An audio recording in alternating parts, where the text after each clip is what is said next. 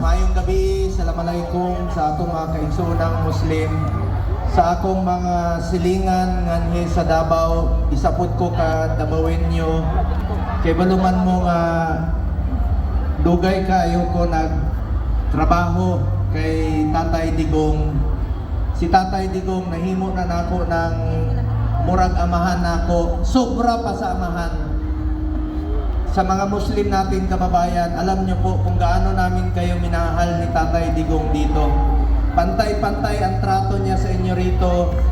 Ako nga mismo inuutosan niya noon na pumunta sa mga mosque para sa mga mahihirap na Muslim na gusto mag-Hajj.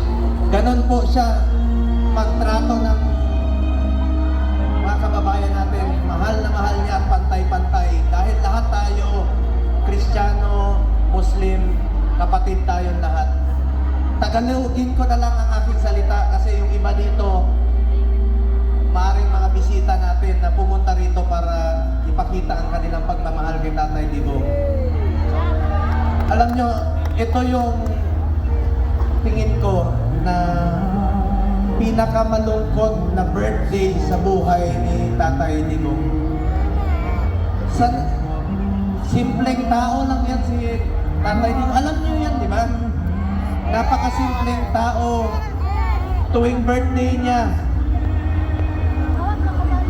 marami niyang sinasabi sa akin noon, Bong, ayaw kong lumabas. Magpakain ka lang dyan sa mga, dyan sa Smoky Mountain, o minsan doon sa Santa Ana, sa mga scavengers. Pakainin mo sila, yung mga cancer patients. Sabi niya, ayaw kong lumabas. Gusto ko mag-isa lang ako, kasama ko ang aking mga anak o apo. Ganon po kasimple si Tatay Digong tuwing birthday. Pero iba po ang sitwasyon ngayon. Mag-isa lang po siya. Wala siyang kausap, wala siyang kasama. Pakiusap ko lang po sa inyo, ipagdasal po natin si Tatay Digong. Huwag tayong tumigil sa pagdasal sa kanyang kaligtasan, kalusugan at kalayaan. Huwag tayong tumigil. Alam niyo si Tatay Digong, ginawa lang niya ang trabaho niya para sa bayan. Hindi na dapat tatakbo ng presidente noon eh. Pinilit ng tao. Ngayon, nagserbisyo po siya sa atin.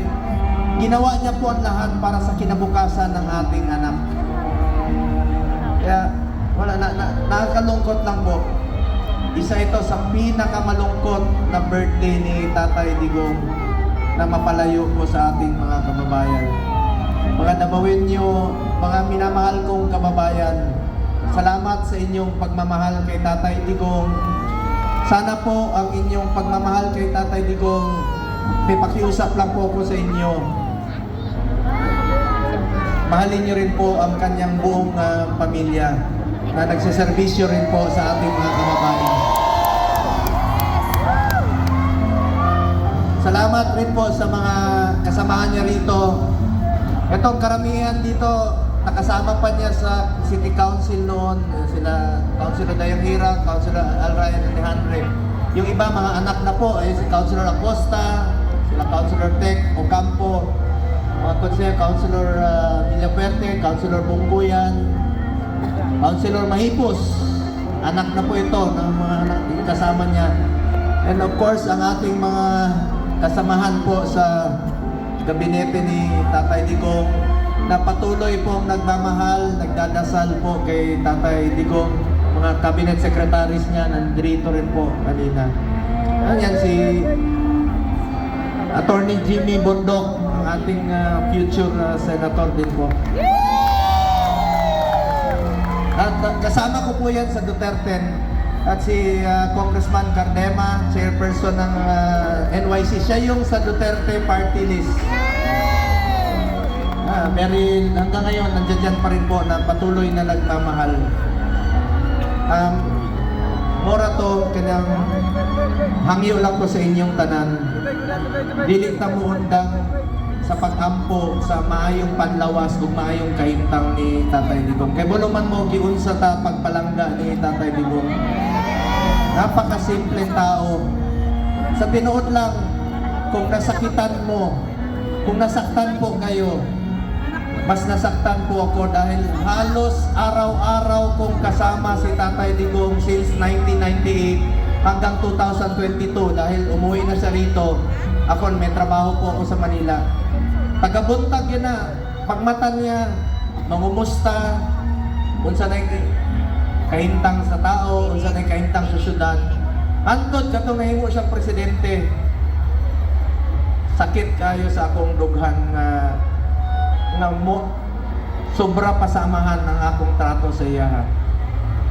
Ang akong amahan gani tulo ka tuig mi di magkita. Hindi po kami nakikita ng aking tatay sa loob ng 3 taon. Si Tatay Digong wala pang 3 araw istorya magkita gyud mi. Naanad na mo na sakitan kayo ko. Kung namay nasakitan kayo dire, kung meron man pong nasaktan dito, ako po yun na talagang na depressed po ako sa nangyari. Ang wish ko po ngayon sa birthday ni Tatay Digong, sana makauwi na siya dito sa ating bayan. 81 years old na po si Tatay Digong. Sa tinuod lang, sabi ko nga, harmless na si Tatay Digong. Dili na to makasakit sa ila. Mas harmful kung tuwa siya sa layo, laing nasod, layo. Ang gustong kinabuhi ni Tatay Digong, muuli dire. Magserbisyo diha sa City Hall. Mutrabaho na lang diha para magserbisyo sa inyong tanan. So, nakikiusap po ako sa inyo, wag po tayong tumigil na ipagdasal po si Tatay Digong. Kaya ba mo si Secretary Medialdea? Daluoy gani ko ganina.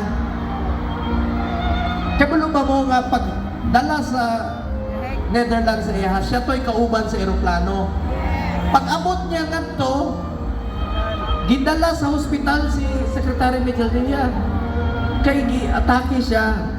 Nanawag tong security ni Tatay Digong, ingon niya na nawala ng namuti ng mata. Ibutangan sa pacemaker nga to. Mao na to siguro karon nga medyo idara naman po, 74 years old na po si Secretary Medialdea. Palakpakan po nato Secretary Medialdea. So,